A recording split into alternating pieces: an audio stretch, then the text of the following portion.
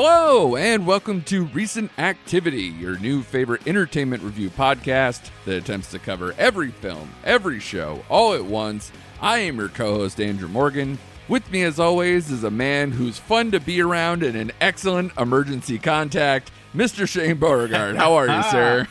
I am doing well, and I am an excellent emergency contact. I believe that. I definitely believe that.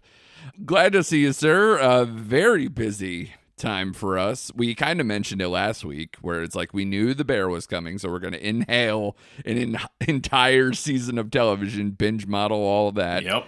But then also managed to get our usual filmness in and some of the films that we didn't talk about last week. So you ready to have like this unreal lineup that we're about to do? I've been waiting for this all day. I'm excited. Let's do this thing. Excellent. All right. Well, obviously, like I said, we have a lot of films to cover. We're going to cover A Quiet Place, Day One, which came out over the weekend. We got The Bikeriders. We got Kinds of Kindness, A Family Affair on Netflix. Bunch of things going on. But first, let's start, Shane, with exactly what we wanted and needed. And it's like breathing to me. A new season of The Bear. Thank God this show is like clockwork. We get this every single year. It's just going to mop up all the awards probably again because season 3 dropped early. Did you see that? They did 3 hours earlier so that way we can all, not sleep on Wednesday night or whatever it was. And then of course, everybody just talking about it all weekend long and it was it took me all weekend because I had a very busy weekend, but yeah, by the time I got to the end, it's like, whew, god damn, this show is good. Shock, right? Shock that this season is also very good as opposed to like the other two seasons, which were also very, very good. So first of all, what was your thoughts on it? Like, what was your process? The whole binge model thing, I find like, especially with this show, the more I talk to people, they're like, it came out on Wednesday night and I stayed up until I went to work the next morning. I didn't sleep and I just watched the whole thing. It's like one of those shows, it's like appointment viewing, but you have to watch 5 hours, 6 hours of television. So what was your stuff like and how was this season for you? I think I told you if I could take the day off of work, I would have because I wanted to stay up all night and watch this show, which it's one of the few shows that I really have this feeling towards. Like I binge shows a lot, but like this is like, man, I could watch this on end for like days straight if I had to. Like I just don't get tired of this show. The first episode set the tone. I love the first episode. Yeah.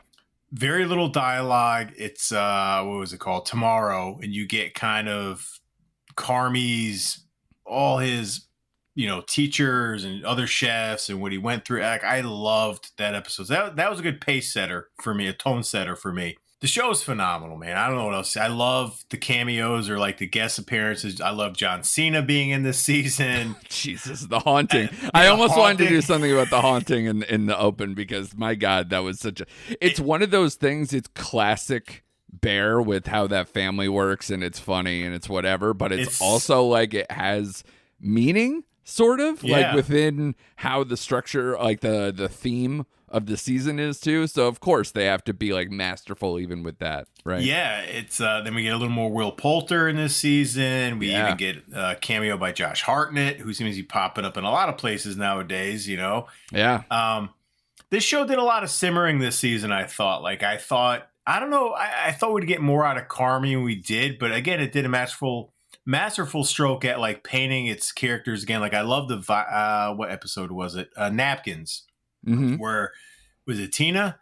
You see how she gets the job at the Bear and it's total happenstance. And that stuff happens in life, man. It was her day-to-day struggle, losing a job. And let's face it, she's like my age and she's contending with all these young people and she's kind of out of place in the wrong time. And I love that episode. And I love the last episode with Forever when they have the closing of one of his mentors played by Olivia Colman, who's terrific. So I just wanted a little more Carmy and throughout. I just felt like it kind of focused more on the other casting characters, which is fine. But I just wanted a little more Carmy in charge of most of these episodes. I think my least favorite episode, if there's one episode I didn't care about, is the Ice Chips episode where Sugar was going through labor with Jamie Lee Curtis. That whole episode, I kind of out on that episode. Interesting.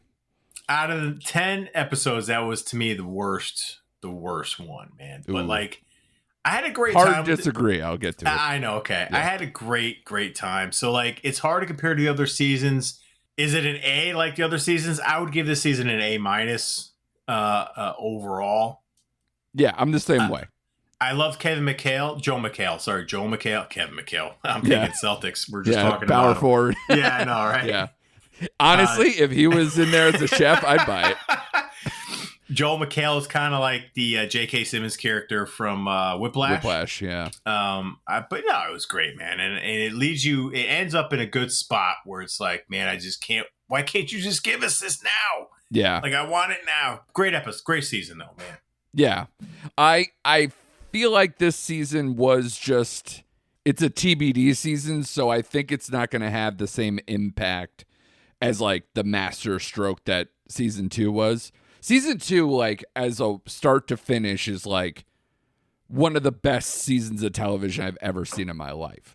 Because we talked about it last year, of course, where it was like, you know, you had these early episodes, a lot of like side character stuff, seeing people improve, seeing people, you know, learn their craft and round them out as characters. And they still do it in this season, but man, last season, because of how it builds to the opening and everything, it has such a perfect arc in terms of like an open and closed arc, essentially, that's perfect for this season. This season ends on something where they literally, for the first time, I think, say, you know, the bear will be back in season 4 or to be continued or whatever it says at the end. So this one feels more open-ended, so it's not as satisfying, I guess you could say. So, and this one feels like, you know, like a middle of a trilogy movie where it's like, you know, there's more to come and the real ending is coming up soon, and it's not the beginning of something. You're seeing it in the middle of something going on. So you can appreciate it and like it, but you know you're not going to get everything out of it. And it might end on a dour note because, you know, you got to fall before you get back up or whatever. So that's what this season is. And I agree with you. That first episode is like unreal editing, use of flashback, and bringing the audience back in the fold after an absence. Like, you couldn't do it any better. Right. Like, it's one of those, like, more casual shows might give you, like, some, like, you know, previously on The Bear or, like, whatever. Like, no, they're like, we're going to weave it in and out in perfect harmony and balance between showing what happened last time, where we are now, where he's been, just almost like playing almost like the loop of what would be in his brain. You know, being on fire after going through all that happened at the end of season 2. So it was amazing to watch and impressive to watch. I was so stunned at how good that first episode was. And then it tries to find its footing, right? Because everybody's kind of like just, it's the shrapnel of season 2 for episodes. You know, everybody's kind of off handling their business. There was deaths. There was apologies needed, there's relationships ending, there's, you know, all kinds of things. And it was kind of hard to digest at times, or it felt like it was spinning its wheels for like the first 5 or 6 episodes, a little bit. And then napkins, then ice chips a couple episodes later, and then Forever, the finale, I think are just 3 just excellent, like typical like Bear excellence. You know, I don't remember in season 1 them doing anything like they did with napkins or like last year with the like the dinner scene or the forks episode or any of those. You don't remember any of that, right? No, like it was kind of more straightforward, right? Yeah, season 1 was definitely straightforward. So I wonder if we're going to continue to get this, or whether this is just because we're kind of like in the middle of it that we're still building. Right. And that we haven't gotten to like where it's going to be this huge thing again. Because you figure the way it ends, I don't know how you felt about it, but it feels like here's the fallout again.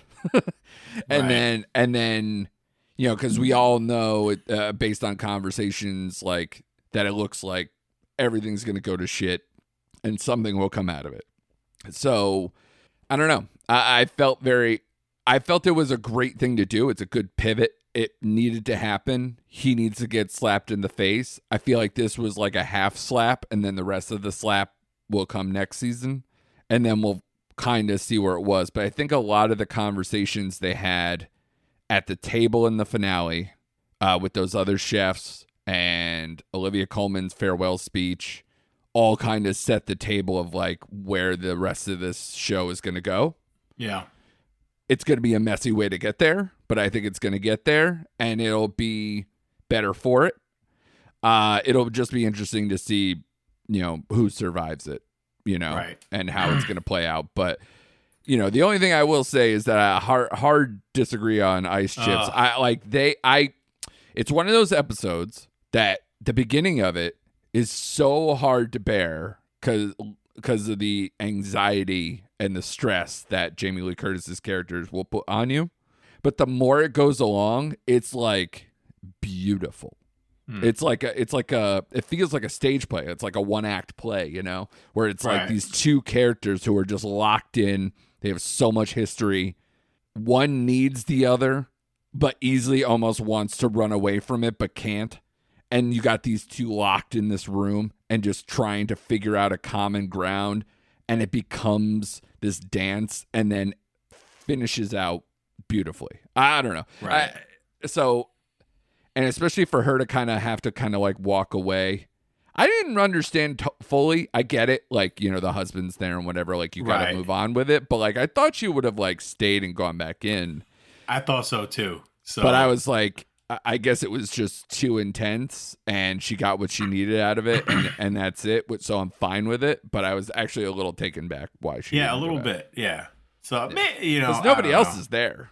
No. But no, I don't know. That episode, I think it was the back and forth Jamie Lee Curtis. I just got too anxiety ridden watching that. I don't blame you.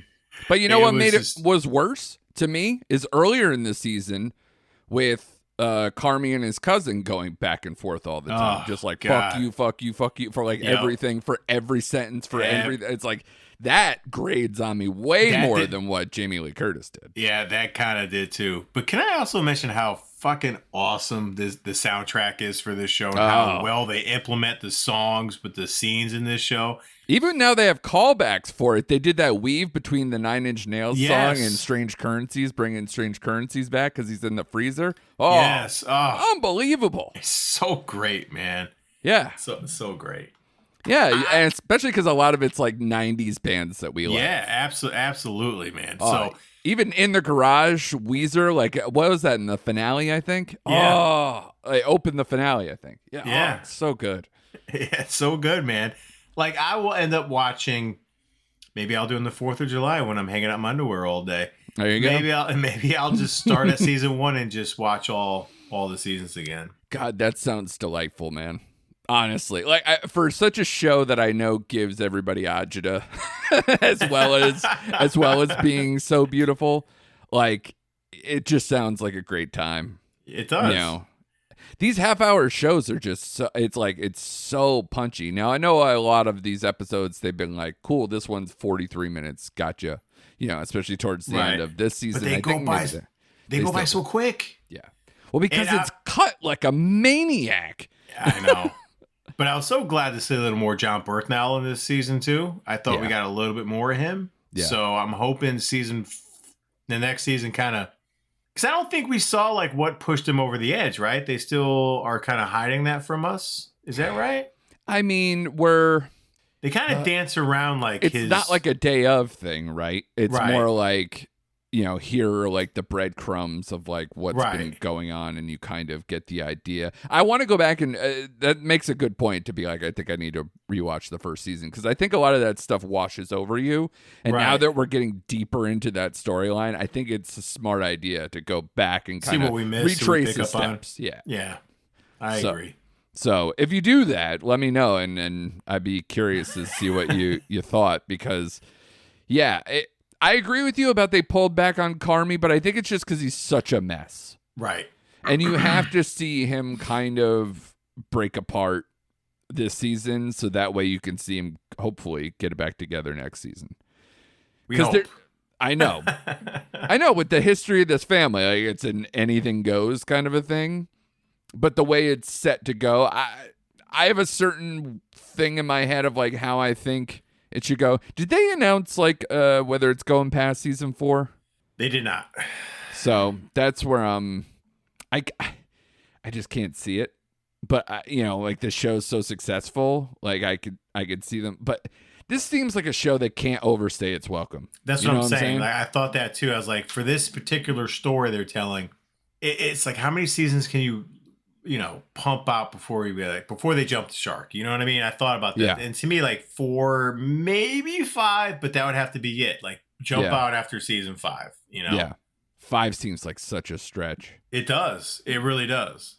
Because this almost feels like somebody else, a friend of mine online said it too, where it's like these feel like almost like indie films or like an indie filmmaker making these. It doesn't feel like traditional television, and it has this structure that it feels closer to like Richard Linklater or like, but not with the mania. The mania, it's like if the Safdie brothers and Linklater just like came together, like the frantic fuck you nature of a Safdie mixed with the patience and beauty and conversation style of Linklater. It's like it's got that to it, and I just don't think this pace, these characters, they just can't go that much further. Like I agree. I feel like at most, you're right. Like if season 4 is like, this is where everything falls really hard, and it's like a longer extended version, and then 5 is the the lessons learned, the upswing, the forgiveness, the figuring it out, then I guess. But man, I don't know. And I want so much of this show. Yeah, I want it so much. I love these characters. I love their style, but I don't want them to overstay. I think because these characters are so haunted and just destroyed, and they're just making it by, and he's still going to meetings. It's like you want him to kind of get to the harmonized place, and I just don't see how they could drag that out for another 2. I agree. And I thought about that hard as I was going through season 3. I'm like, man, these characters' arcs are coming kind of to an end. This is like, I feel like we're there already. Like, after season 4, it's like conceptually, like, how the hell would they do season 5? Because in my head, I kind of, like you, I kind of have a guess on where season 4, like the rise and everything's getting sorted up between him and Richie, and maybe it won't, but like, Richie's fiance or ex is moving on. So like, I feel like a lot of the character stuff, even Oliver Platt, though, we get his finding out like he's out of money basically. Yeah. With computer. That annoying, that was the pretty computer. fun. Yeah. The whole computer character. Don't call me by my name. Call it computer, please. Yeah. So yeah, I don't know, man, where it's going to go, but I just, God, it's so good. I know. Yeah, and I obviously, I think I want to marinate on it longer, not to pardon the pun or whatever the wordplay there, but like, I just feel like we're going to be doing our top 5 of the year so far in a couple weeks. Yep. And now we can actually, like last year, we did it like hard on the middle, and I think we didn't get to bear entirety, like it just came out or something, and we didn't have it in time. So yeah, you tried to sneak it in there. It was so close. Yeah, I know. Said no. I know. But yeah, so this will be interesting. We've kind of had that kind of side conversation of like, I guess Reacher has to count because it didn't count towards the end because it crossed over. And then, all these other seasons that we've been kind of talking. It's going to be interesting to see where it all sorts out. And for this particular season, if we are saying it's like, it's so good, but it's kind of that little tick below just because it's not as satisfying. I wonder, is it gonna is there something that's gonna, replace it in my head or something. Right. We'll see. We'll see. To be continued. Yeah. Couple weeks from now, guys. Stay tuned. Subscribe now so you don't miss it out later. So, because we're going to do our top 5 films, top 5 TV, the whole shebang bang in a few weeks. So please stay with us for that. Obviously, I don't expect to do, we don't really do star rating stuff for the shows TV show. So I think that's I gave it a letter day. A-, just throw it out there, comparing it to the other 2 seasons, just because it was like a notch below. But yeah. Shane Beauregard, Entertainment Weekly. Thank you for standing by. But yeah, let's get to the films, man. I think we did a good job on Bear season 3, and yeah, I really, I should do like just a whole 3-season deep dive. But that would mean I'd have to have time because, again, we watched so many damn films, Shane. We did. I have a list in front of me of 7, 3 of which we both watched. And, this is just the last couple weeks. So this is kind of an insane time period. And I don't know if you've been looking at the box office, homie. Certain movies aren't doing great, and they're going to go... Costner. That one, man, what's funny is it's not getting dragged as much. Like, some people really are dragged. Like, they hate it. But, like, there are certain people I really admire as far as, like, film critics and stuff, and they're not killing it. So I'm like, man, should I actually watch this thing? But then I'm like, 3 hours for a thing that I am lukewarm on going in? That's a tall order. But as far as, like, the overall box office, we're back, baby. Like, June has been killing it between... Inside Out 2 is now up over $1 billion worldwide. You figure Bad Boys 4 has done a solid number. I think they're in the 300-something million range for a movie that I thought was going to bomb me too. mercifully. And then over the weekend, A Quiet Place Day 1 for battling between Horizon, obviously, as well as, Inside Out 2 and other stuff. Like, this movie...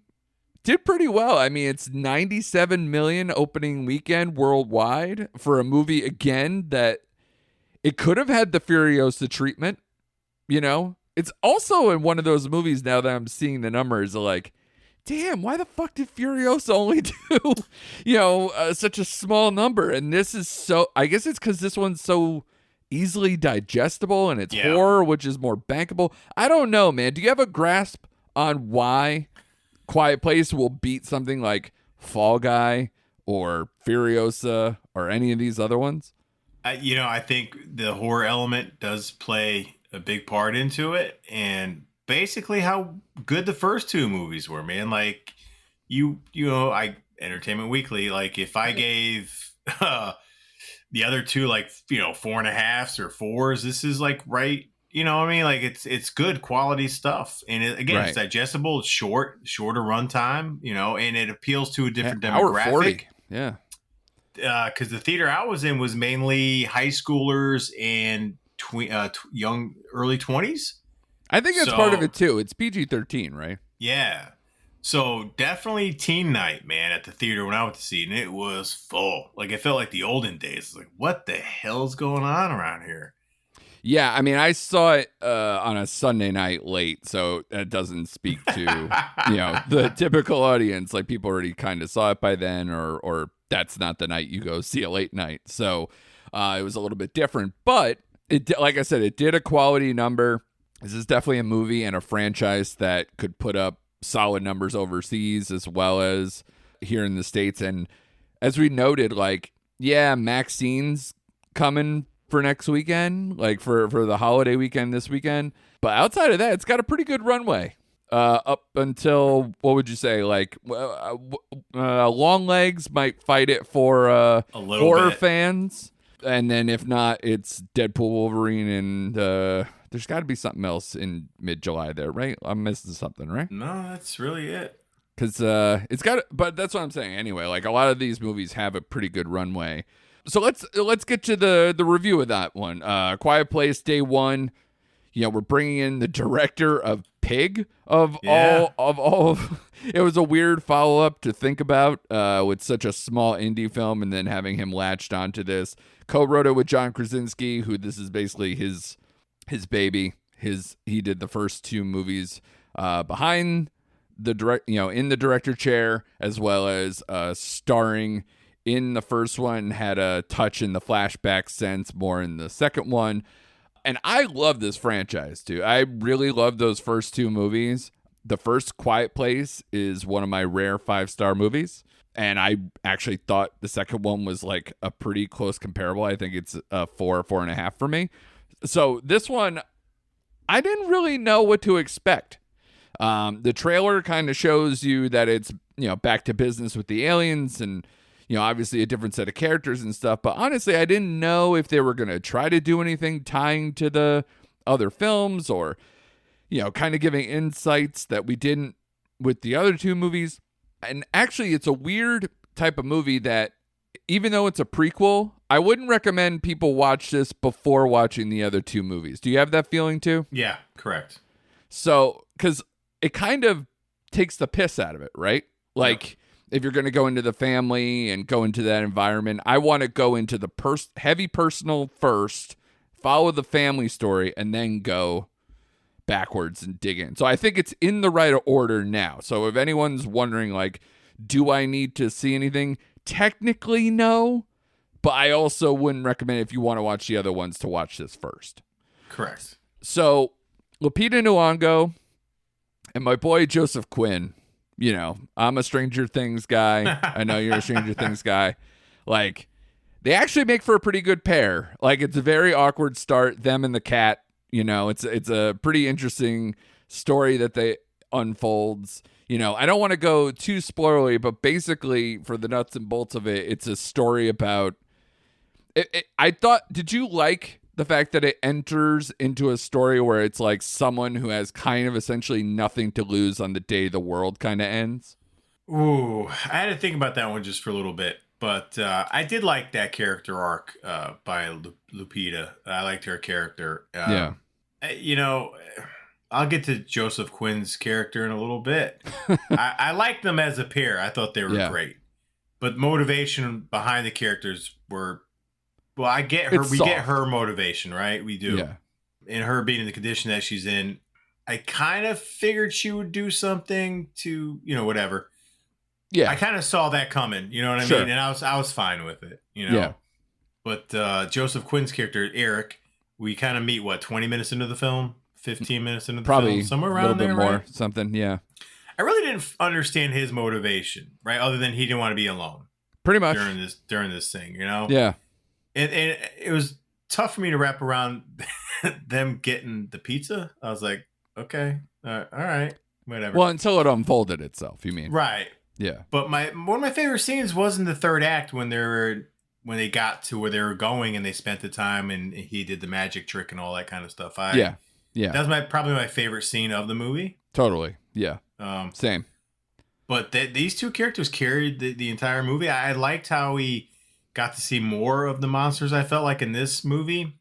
But I also like the fact that they kind of, we saw them land, but they didn't really go into the whole military aspect of everything. They kind of like left it vague. They gave us an idea, okay, they're just coming down from the sky. I like that opening scene in New York City after they saw the, I almost said puppet show, but it's not a puppet. Marionette show. Yeah. Marionette show, you know?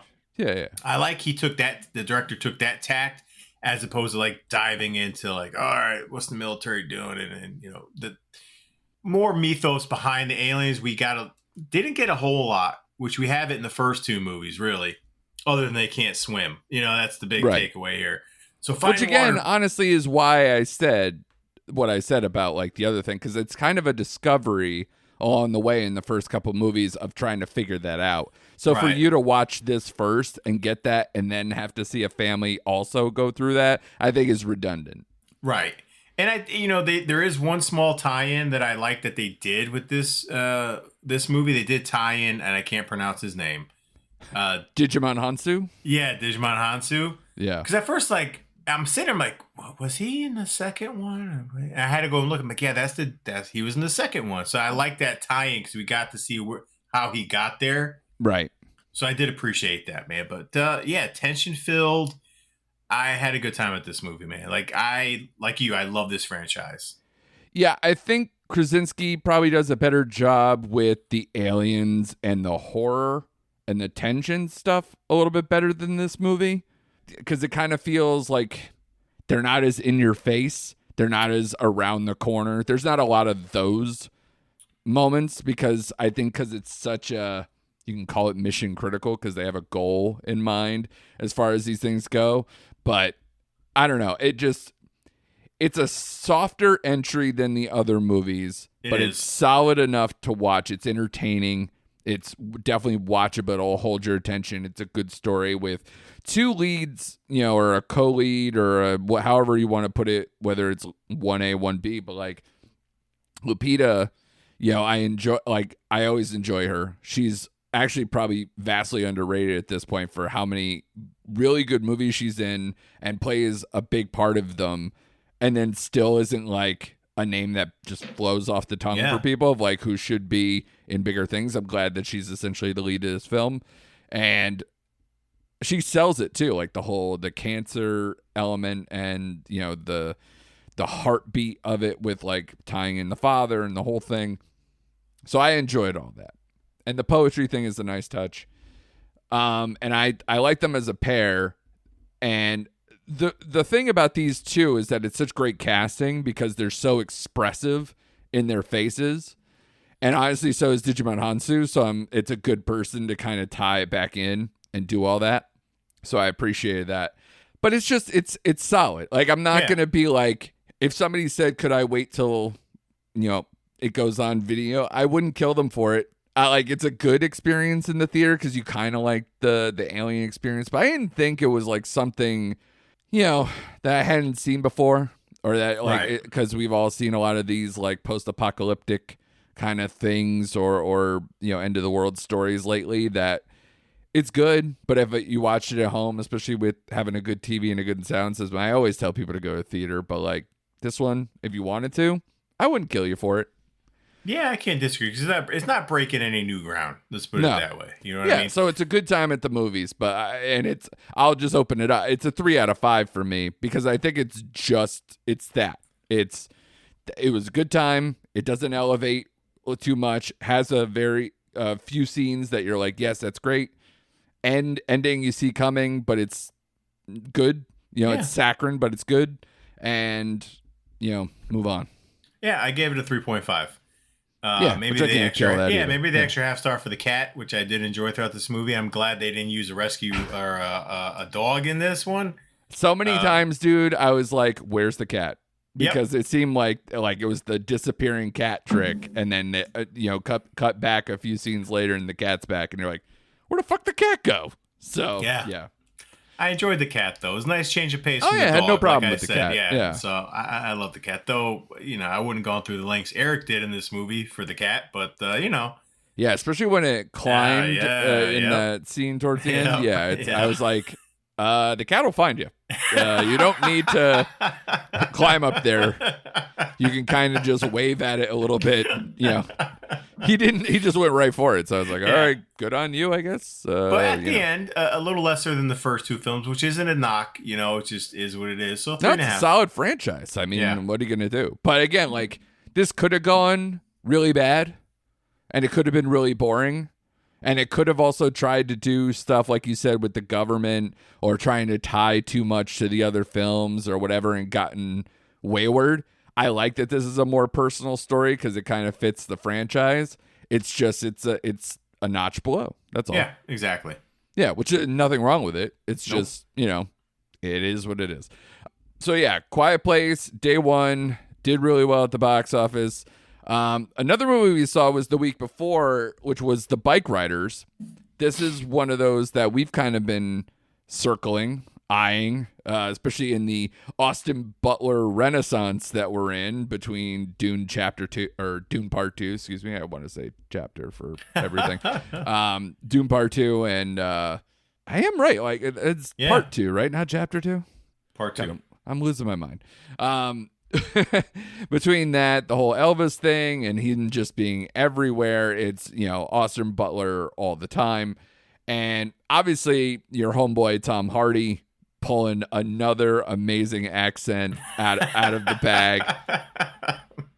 Who obviously he gave accent tips to Jodie Comer to do an even more trying to be authentic Chicago, like right. in the most cartoonish of ways, which ate at me a little bit, but it didn't stop me from enjoying this movie, because this movie, I feel like, is kind of a throwback, and it nods and winks at things like Easy Rider, even putting it in the movie, but it also obviously is wildly indebted to Scorsese and Goodfellas and all those type of things that structurally feels very reminiscent, but I didn't care at all. And in fact, this movie, you know what I felt like with this movie? Because it's kind of one of those things where it's not only a good hang movie, because I loved everybody. The supporting cast in this movie is incredible. It's so many of like, oh, I love that guy and I love that guy, and they all just keep coming off the top rope doing crazy shit, and it's just such an impressive deep cast. It's such an engrossing story, and even those small moments where it's like them around a campfire, them doing like these small moments that aren't like, it's not a big story movie. You could tell this movie was adapted from a picture book. You know what I'm saying? Like, it's not some like crazy ripped out biopic of this group. It's kind of like a love letter to this kind of period and these people and that type of scene. It's just, it reminded me of how I felt about Love Lies Bleeding, where I was like, the tone and the cast and the feeling of a type of movie like this that I just really enjoy. I could just watch it forever. Like, it just feels lived in, and it's so good. And so even if certain things maybe don't pan out with the story as like hitting some crazy high or like shocking you out or like doing anything, I didn't care. I think it hit its highs probably before its climax, and I'm fine with it. And again, kind of Goodfellas kind of does that too. Quite fair. So I don't know. I really like this movie, and it's one of my, without spoiling it for week, it's one of my favorites of the year. Okay. How'd you feel about it? I'm going to have to disagree with you just a little bit. Okay, that's fine. I know you had this a little higher on your list than I did, and I was excited to see this, mainly because of Tom Hardy. No, just kidding. I really was into this movie, but I think I'm going to echo a lot of what you said. I just felt a little differently about the movie. I just felt like, as I'm watching this, it felt like someone lit a long fuse on a piece of dynamite, but the dynamite never went off. I just felt like I was waiting for like this big explosion, this big crescendo of something happening, and it just kind of just sizzled along. You know what I mean? The fuse just kept going, which is fine. Yeah. Like, I was into the movie. Yeah. The characters were all superficial. We didn't really get a deep dive into really any of them per se. But I will say Jodie Comer as Kathy, her accent took me out of almost every scene. It was like nails on a chalkboard how bad it was. And I kept thinking, I just kept thinking to myself, why I'm okay watching Fargo and those accents, but this particular accent she was pulling off just was 10 times worse to me. And I just could not. Like, you forgave and got over it. I couldn't get over it.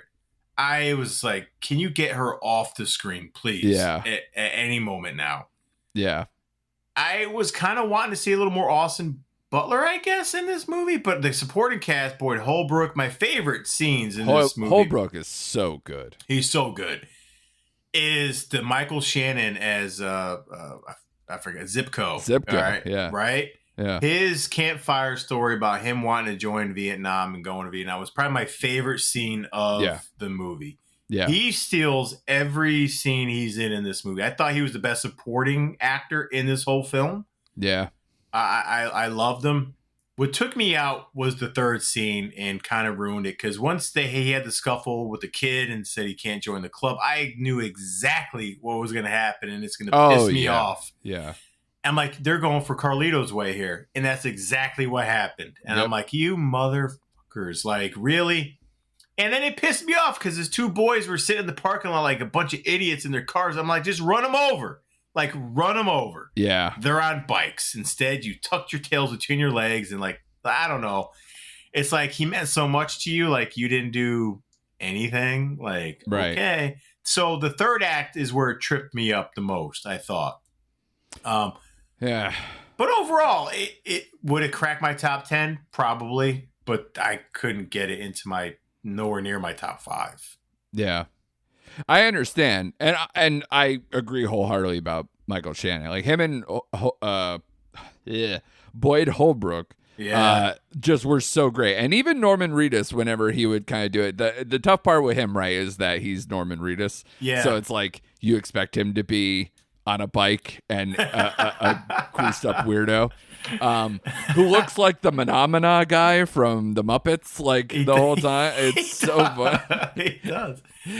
He's got like a mix of like, because he's just all hair, like between the beard, like you barely have a face. He's like methed out version of Teen Wolf. It's like so fucking weird. But I loved it. I just loved everybody. And that kid who eventually challenges for the throne there, I thought he was excellent. He was excellent. He has so much presence. Yes, I had no problem with him at all. It's just the way they wrote that whole thing. But going back to Norman Reedus, one of my other favorite scenes is him at the campfire with Holbrook, saying, I'm here for him. That whole like playing the prank on him kind of thing. Good. Was so good. So yeah, it is something I could watch for hours, but I just want a little more bang with it, I guess, Yeah, it's the tough part, right? Because it's one of those things that it doesn't want to be the mob movie, right? It doesn't want to go that way. So it kind of has to pull some punches because the guys who were following are like, we liked it when it was this. Then it gets too big for their britches, but they hold on. And then when they try to escape it, they can't escape it. Or they, barely make it out. So it's this weird type of structure. But in a way, that's why I was like, I think it's how I felt like about Love Lies Bleeding, because I thought like the finale of that movie doesn't hold up to what I liked about probably the first 2/3 of the movie. Right. And it kind of changes into something more metaphorical and weird, like it gets a little off. So this movie kind of does the same thing where I'm like, I can't kill it for how much it made me, like I enjoyed so much of it. And it does go hard sometimes with like the guy's about to go after Jodie Comer in the house. Yeah. After they beat the crap out of that guy almost to death, in the guy who's trying to leave to become a cop and all this stuff. So there's like, what is his name? Cockroach? Is he the one who like eats bugs or whatever? Yep. Fucking weirdo. But this is what I'm saying. Like all the little things in this movie just added up for me. That's where I stand on it, where I'm like, it's a movie that I think is rewatchable, but if I stopped it before the end, I also don't think I'd be mad. Like if I just caught like the middle of it on TNT on a Sunday afternoon, I'd be so happy. Right. But like, but if I hold on to the end or not is like irrelevant.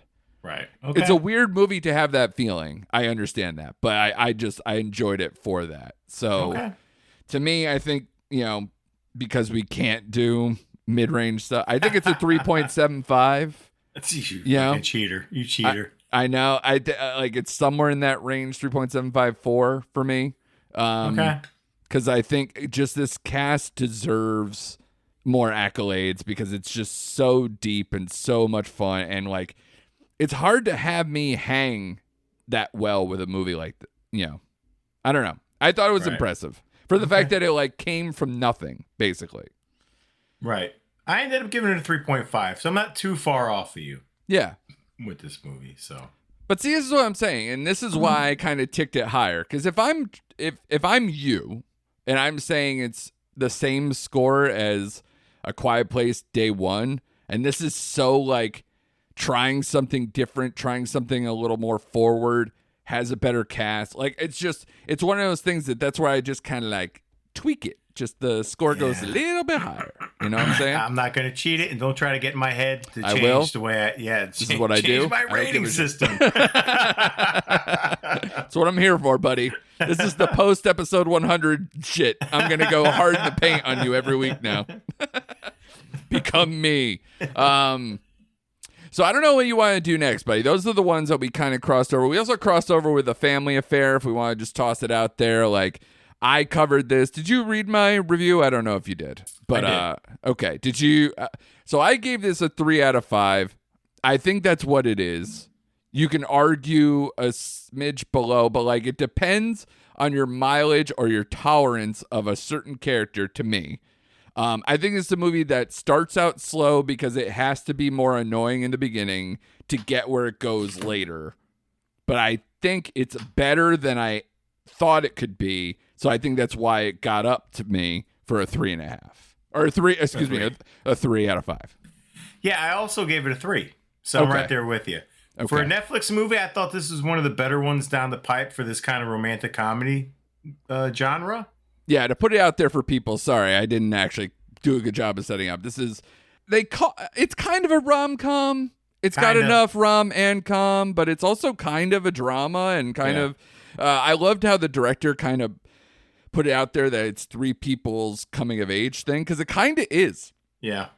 It's everybody trying to like figure themselves out at different points in their lives, and it also just happens to surround the rom-com-ish. So it's an interesting balance, but it's Nicole Kidman, Zac Efron, Joey King, and I thought an excellent performance from Kathy Bates in a small role, because I think she makes this movie, she elevates the movie when she's in it to make it better than it probably had any business being. Yeah, I agree. Totally agree. I like Zac Efron in just about everything except for Ricky Stenicki. So like usually his movies are entertaining. I just kind of drawn to what he's in, and I like this character in this. I liked, it was a little weird seeing him and Nicole Kidman kind of together. I was like, oh, that's kind of weird, right? But no, it works. Like you said, it works. You got, your 20, your person who, by the way, was the worst character in this movie. Joey King? Yes. I didn't. Because she has to be, though. And that's why I tolerated it, but man, is she hard to deal with. It got on my nerves the more this movie went on. Because she's a brat. Yeah, she's a brat. Yeah. And I'm sitting here thinking, your mom does care about you the whole time. You're just a selfish, self-centered person. But anyway. Yeah, it's like any other rom-com where it's like the person with the best life you've ever seen is the person who's, quote, struggling to get to a better place. It's like, are you kidding me? Have you seen this house? Yeah, that's right. Yeah. But no, you're right. You got a person in their 20s, 30s, and 40s, or 50s in this case, all dealing with their crises and evolving from that and just, finding their way.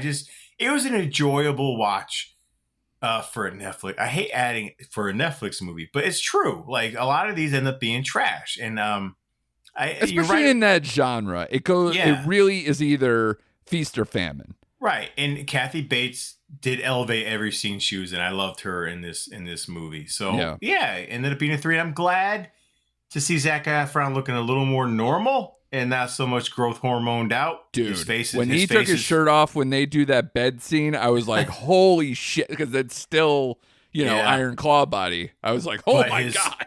But his face isn't. His face is actually getting back to normal. Listen, what you're saying is, I think, is God damn it, thank God it's a real haircut. That's right. That's all I needed back, right? So just to put him back into normal. Yeah, he's looking a little more Zac Efron-ish in this movie. So yeah, it's a 3. Go out and watch this movie.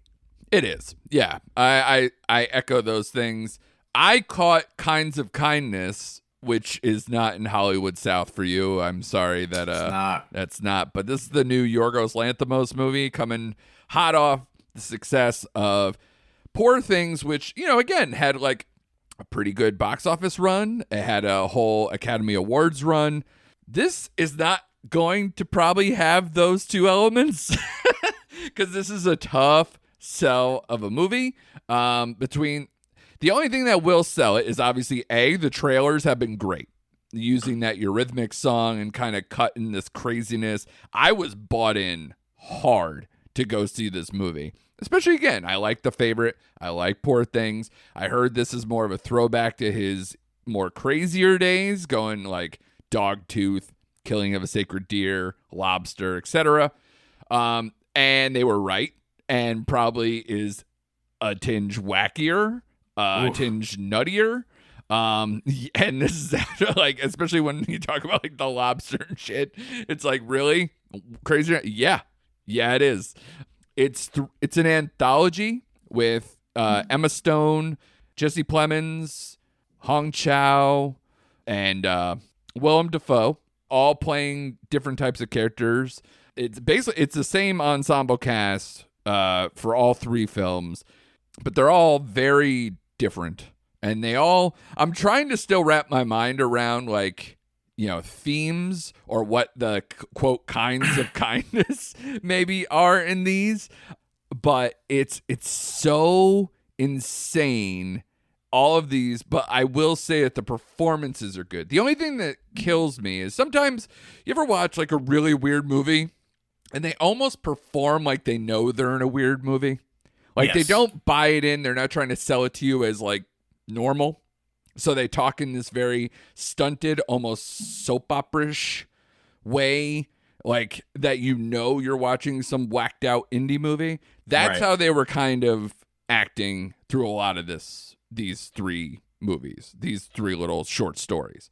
But I will say there are moments in each of them that I laughed out loud in the theater, and I was like having a good time. With that said, I don't know how to rate it because it's almost like you want to rate or power rank the three films and then go from there. But I will say that for anyone who's like, this is going to be in the Oscar conversation, I don't know how, outside of performance stuff, because if you take into consideration that these people are playing three different characters and three different stories in one movie, then maybe you can be like, give them, I guess they would all kind of have to be supporting, which is weird, right? Because you can't put somebody in the lead if they're not the lead of all three. Right? So I don't know how that works, but all I know is that Plemons is perfect for this and Emma Stone is perfect for this. But again, certain ones, they take a backseat to the other based on what the story is. So, and Willem Dafoe is just amazing. He's so good and so weird and has some of the best outfits, like some of these like 80s neon tracksuits while also being in a cult. Like, the dude's a hero. He's so good. But for anyone who does see it, I think that it goes in descending order with my likeness. I like the first one better, the second one second, and the third one third. But none of them are bad. So I want to put that out there. They're all engaging and entertaining. Some of them are they're all just whacked out. Oh, and Margaret Qualley. I forgot to mention Margaret Qualley, who is very good in this too, as kind of the part of the rest of the ensemble. And yeah, there's just moments for each of them where you're just like, ho! Like you have no choice but to be engaged, but also fair warning, people left my theater. Multiple people left the theater going, I have no idea what I was watching. And the person I was with also is a huge Yorgos fan. And she was like, this is probably his worst movie, but I can't say it's bad. Okay. So take that if you're a Yorgos fan. I haven't seen all of his films, so I can't go and again, rank. But of his newer stuff, this is by far the most outlandish and also might be the most fun to ride with, but it's also probably lesser than the other one. But again, it's really hard to compare. Okay. I still want to see this movie, so I think you're selling it more to me, to be honest with you. Yeah, because it's an experience. It's so funny. It's one of those movies that like I said, I really have a hard time scoring it. But if somebody was like, do you want to go see it again? I'd be like, yeah. That makes sense. Yep. So it's probably a 3.5 because that's usually where those movies sit, where it's like, I can't tell you to run out and see this movie because you might punch me in the face. But I definitely think it's worth the experience, and it's got so many takeaways that will just stick in your brain for the rest of your life. So take that. But you also saw Thelma, which seems like another whacked out, indie darling that came out of Sundance this year that I was surprised got picked up and is going to get wide distribution too. How'd you feel about this one? Because it's basically like, if I remember correctly, and you can lay it out for me, it's like basically her identity is stolen, and then it turns into like an action movie starring a senior citizen. Yeah, kinda. Okay. Kinda. As most or action, scam of some sort. Right? Yeah, as most action as you're gonna get out of a 93-year-old female lead. You know what I mean? Right. But basically, the quick synopsis is, Thelma gets duped by a phone scammer pretending to be her grandson, and then she sets out on a quest across the city to try to reclaim what was hers. Right. So yes, it is a phone scammer. We found out played by Malcolm McDowell, who's great in this movie. So it has a good cast. You have June Squibb playing Thelma, Fred Heisinger playing Heisinger, who was in White Lotus season 1 and Fair Street. Yeah. Richard Roundtree in his last role plays her friend. Dude. Parker Posey and Clark Gregg kind of round out the cast of this I like movie. that. So that's a good cast. Yeah. So Thelma, 2 years removed from losing her husband, she's living by herself, so she's still independent. And her grandson, who really does love her, comes over every day and they spend time together. So after she's duped, Parker Posey and Clark play the helicopter parents. Mm-hmm. So you get this is a story of coming of age between the grandson and just coming with that population of senior citizens coming to grip with losing their independence while slowly realizing they can't do the things they used to do. Right. This movie was laugh out loud funny with a couple lines, but it spent most of the time being quietly funny, if that makes sense. Right. Situational funny, or some of the lines, some of the tropes for the older people, learning how to use the internet and computer, and just they still do stuff old school and her day to day. So I thought it was funny. Tom Cruise really led her on this quest, because her and her grandson were watching one of the Mission Impossibles, and they spent time talking about Tom Cruise. And when she got her money stolen, her family's the guy, you just lost it, get over it, everyone gets fooled. And she ends up seeing a clip from Mission Impossible and realizes she can do this. Right, this is her last hurrah. Well, that reminds me of Hot Fuzz, where they get really into Bad Boys and then basically reenact Bad Boys. Yeah. It's great. Yeah. So she eventually hooks up with Richard Roundtree's character Ben, who they are friends, but he lives in an assisted living home. So his character, he's coming to grips with where he's at in his stage of life. He's not what he used to be. He lost his wife as well because he couldn't hear her fall and all this kind of stuff. So they play off each other very well. He's trying to convince her it's okay to lean on people, and she's still just got this fire in her. She doesn't want to lean on people. She wants to be independent. So it was a straightforward, but it was a really great ride. It was heartwarming. It was funny, but being poignant at the same time. This movie will make you a little sad, just because we are all going to get to this point in our lives. Right. Yeah. Right. And it's just how these characters dealt with their situations, made me think, it's oh man, am I going to cry? I got welled up a little bit watching this movie, just in a couple scenes, because again, it hits you and makes you think about your own life and the struggle of when do we lean on other people. So yeah, I thought it was just a well done indie film, great cast. I had a good time. I would see it again once it comes to streaming, but I gave this movie a 4, dude. Wow. This movie is a straight solid 4. June Squibb killed it as the lead in this movie as Thelma. She was great. Wow. So yeah, it was just a well done film. I just had a good time. It brings you through all the emotions once again. You're happy, you're laughing, you feel a little sad, but it's a story of life, man. That's basically what it is. And yeah, I was along for the ride on the scooter with her, man. Let's go do this thing. Let's go do this thing. So it's still in theaters here, but I think it made $2.2 million over the opening weekend, which I thought was really solid for this film, because they didn't market it. Not a lot of people knew about it around here. We saw 1 or 2 trailers. So man, once it comes around for rental, I highly recommend you watch this movie, because this movie is easily in my top 10, just outside the top 5, man. Wow. That's impressive. Especially for a small little Sundance movie. That you're right. I barely even thought it was going to get wide distribution, let alone makes a little money, kind of make a little noise, and now ends up in a top 10 movie of the year for you. That's insane. Now, did it help that her and Jason Statham as the beekeeper both attack scammers as like, is that your thing now? Is that your kink? Like, we just need to like ride against people. I do. Yeah. I didn't even think about that aspect, but I was hoping for a crossover next. Is that can she be in the next Beekeeper movie? Like, she takes the Felicia Rashad, mantle without a doubt. She can give Statham some assists every now and again. There you go. I dig it.